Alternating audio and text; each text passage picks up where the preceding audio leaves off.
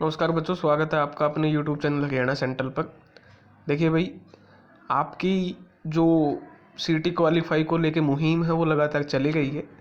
बाकी जो आपका प्रेफरेंस है, जिन्होंने आपका अपलोड नहीं किया था, उनका 9 अक्टूबर तक का समय दिया गया है। जो प्रेफरेंस नहीं भर पाए उनके बारे में आयोग जो है फैसला वो बाद में करेगा। ठीक है। अब कुछ बच्चों के डाउट थे, जो मैसेजेस आए हैं, उसके लिए मुझे ये वीडियो बनानी पड़ी है। आपकी जो डाउट है वो कह रहे हैं कि सर, एक तो ग्रुप डी को लेके फिर वही डाउट है।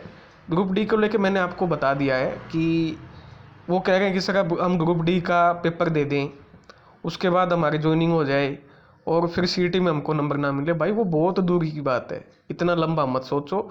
सबसे पहले तुम्हारा कर्तव्य है पेपर दे के आओ 21-22 को। क्या पता तुम्हारा पेपर ही अच्छा ना हो फिर। ठीक है, पहले पेपर दे के आओ 21-22 को, उसके बाद आपकी मर्जी है। ठीक है, वो तो आपसे पूछेगी सरकार। ठीक है, कमीशन आपसे पूछेगा कि आगे का किसने क्या देखा भाई। क्या पता क्या कर दे कमीशन, क्या पता क्या सरकार कर दे। ठीक है, तो पहला आपका जो कर्तव्य है वो एग्जाम देने का।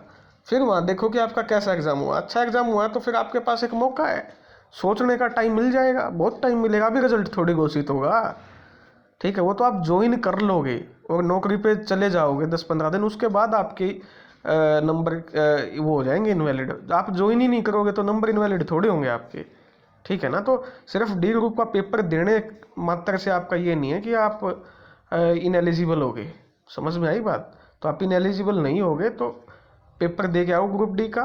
ठीक है। और जो बात कह रहे हैं कि भाई भोंक ले, दम लगा ले, मतलब जो भी जिस भी भाषा का प्रयोग करिए, कुछ बच्चे कमेंट कर रहे हैं, उनको मैं एक बात बता देना चाहता हूँ। भाई तारे यार ने तो पूरा जोर ला रखा है।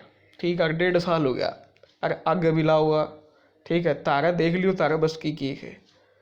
अपना एक ही स्टैंड है, अब वो स्टैंड है सभी बच्चों को पेपर में मौका मिले और सीईटी क्वालिफाई हो। ठीक है, और ये ठप्पा ला के आओगी बात, यह सीईटी क्वालिफाई होगा, सभी बच्चों को एग्ज़ाम में बैठने का मौका मिलेगा। मेहनत जितनी हमारी है, जितनी हमारी कैपेसिटी, उतनी मेहनत कर रहे हैं, आगे भी करेंगे। ठीक है, हो चाहे ना हो वो मुझे कोई मतलब नहीं। मुझे मेरी जो ईमानदारी है और ईमानदारी से जो मैं आवाज़ उठा रहा हूँ, कोशिश कर रहा हूँ, मुझे मेरी ईमानदारी पर भरोसा है, संतुष्टि है। हो चाहे ना हो वो नतीजा सरकार का है। मेरा काम है सच को सामने रखना, गलत को गलत बोलना, सही को सही बोलना और सरकार को चेताना, आगाह करना, समझाना। ठीक है कि ये सही है, ये गलत है। ठीक है, तो ये हमारा काम है, मेरा काम है, वो मैं करता रहूँगा। इसमें कोई बड़ी बात नहीं है। आपके कहने मात्र से ठीक है वो नहीं होगा। और आप कह देते हो तो जवाब देना भी मेरा हक है। तो उनको मैं जो पूछ रहे थे ना कि कुछ नहीं होगा, कोई बात नहीं, तुम भी यही हो, मैं भी यही हूँ। ठीक है, अगर सरकार के हक में फैसला जाता है तो सरकार वो भी वीडियो बनाऊंगा मैं।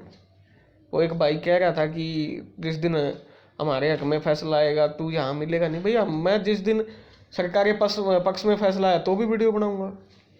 मेरा तो काम ही है भाई, मेरा काम है वार्तालाप करना, और मैं वार्तालाप में ही विश्वास रखता हूँ, बातचीत में।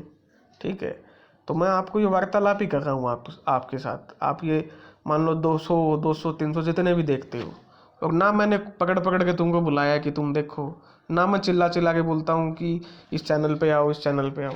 मुझे कोई शौक नहीं है। ठीक है, ना मुझे बच्चों को बुलाने का। जो जेन्युइन बच्चा है, जो ईमानदार है, जो सच सुनना चाहता है, वो अपने आप देख लेगा वीडियो, अपने आप समझ लेगा बातों को। मैं चिल्ला चिल्ला के पकड़ पकड़ के उनमें से नहीं हूँ कि आ जाओ चैनल पे, आ जाओ चैनल पे। ना ना ना ना, इच्छा है देखनी है तो देखो, नहीं देखनी है तो मत देखो। अच्छी बात लगती है तुमको कुछ समझ में आता है तो देख लो, नहीं तो मत देखो। लाखों हजारों यूट्यूब चैनल है, वहाँ जाओ आप। जो आपको सच्चाई है वो मैं बता रहा हूँ। ठीक है, और रही बात आपका क्वालिफाई, इसी में फ़ायदा है। देखिए आपका अब 9 अक्टूबर चल रहा है, अक्टूबर चलेगा और आपका उसके बाद नवंबर है और दिसंबर है। ठीक है, तो ये सरकार, भाजपा जो सरकार है, जो चुन के आई थी, जो 40 सीटें निकाल के दी थी, वो युवाओं ने दी थी। ठीक है, तो सरकार को भी इस बात का पता चल चुका है कि हम ज़्यादा रिस्क नहीं लेंगे। ठीक है, अब रिस्क लेंगे वो, अगर वो अब भी बच्चों के खिलाफ जाते हैं, जबकि 1.5 लाख बच्चे ही एलिजिबल हैं अभी तक, उससे तो फिर सरकार को ही नुकसान होगा। इसका मतलब तो सरकार चुनाव में जीतना ही नहीं चाहती है। तो ये बड़ा डिसाइडिंग फैक्टर होगा, क्योंकि काफ़ी बच्चे क्या हो गए अब कम हो गए, और पिछले 1 साल से कोई एग्ज़ाम नहीं हुआ है आपका, ठीक है, कोई भी एग्ज़ाम नहीं हुआ है। 1 साल पूरा बीत चुका है, अब आने वाले 5-6 नवंबर को 1 साल हो जाएगा। एक हुआ था फोरेंसिक लेबोरेटरी का, वो रद्द कर दिया वापस, वो भी ख़त्म। 56-57 का हुआ था, वो ऑलमोस्ट रद्द है, रद्द ही है वो, ऑलमोस्ट रद्द है वो, ठीक है, क्योंकि रिजल्ट ही रद्द कर रखा है सिंगल बेंच ने। सिंगल बेंच का फैसला तो अभी पलटा नहीं है डबल बेंच ने, ठीक है, तो वो भी रद्द है। यानी 5-6 नवंबर तक कोई पेपर नहीं हुआ हरियाणा में। आप खुद सोच के इस बात को, इस पर गौर करके देख सकते हो, ठीक है। बार बार वही बात की जा रही है, जब तक कि फिजिकल वेरिफिकेशन नहीं होगी तब तक पात्र उम्मीदवारों को इस पारदर्शी तरीके से होने वाली भर्ती में सफल नहीं होंगे। तो दैनिक सवेरा भी लगातार इसी बात को उठा रहा है कि आप फिजिकल वेरिफिकेशन करवाइए, ठीक है। जब तक फिजिकल वेरिफिकेशन नहीं करवाओगे तब तक किसी चीज़ का समाधान नहीं हो सकता, ठीक है। समझ में आ गया? यही बात है या इसके अलावा कोई बात है? तो सिंगल बेंच ने भी यही बोला था। तो अभी फ़िलहाल आपके पास क्या है, अभी कुछ नहीं होने वाला है। अभी फ़िलहाल आपके पास एक ही चीज़ बचती है, आप अपने डी ग्रुप एग्ज़ाम की तैयारी कीजिए।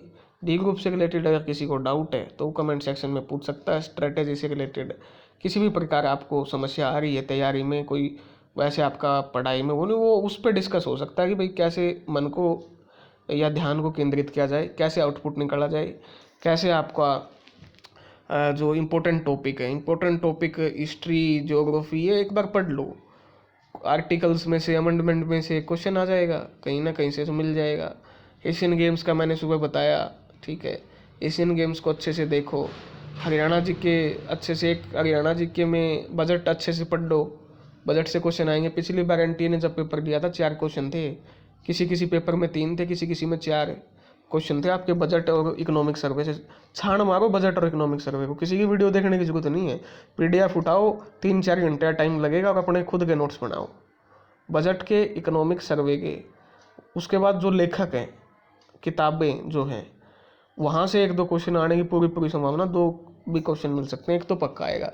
उनको थोड़ा पक्का कर लो ताकि गलती ना हो। और बाकी तो वही है यार, डिस्ट्रिक्ट वाइज पढ़ लो, 22 डिस्ट्रिक्ट को पढ़ लो। सिरसा डिस्ट्रिक्ट की स्थापना कब हुई? 1975। भिवानी ये कब हुई? देख लेना, ये 1973 में हुई थी। कौन सा जिला 2 बार गठन हुआ? पानीपत का 1989। और क्या है, और कैसे क्वेश्चन आ सकते हैं भाई? हाँ बस ठीक है, यही आएंगे। उसका मुख्यालय कहाँ है? फलाना का काला तितर प्रजनन केंद्र है। एक यहाँ कैरू भिवानी में है, एक झाबुआ रेवाड़ी में है। सबसे बड़ा वन्य जीव अभ्यारण्य, सबसे छोटा वन्य जीव अभ्यारण्य, ठीक है, राजघाट गुरुद्वारा। मतलब करते रहो कहीं कहीं से, जैसे हरियाणा जीके के, नेशनल जीके के करंट अफेयर कर लो, एशियन गेम्स बता दिया, जो भी हल्का फुल्का, मतलब हेल्दी खाना लो, दिमाग को शांत रखो, क्वेश्चन करते जाओ, मैक्सिमम मॉक टेस्ट लगाओ। जिस भी आपसे 50 रुपये में कोई दे रहा है तो ले लो, मॉक टेस्ट लगाते जाओ, कॉन्फिडेंस बढ़ाते जाओ, ठीक है। और साथ में अब आपके पीजीटी के भी एग्ज़ाम स्टार्ट हो जाएंगे। पीजीटी की एक अलग से वीडियो बना देंगे अभी, ठीक है, थोड़ी देर में। चलो, तो फिलहाल यही अपडेट थी आपके लिए। धन्यवाद। जय हरियाणा, जय भारत।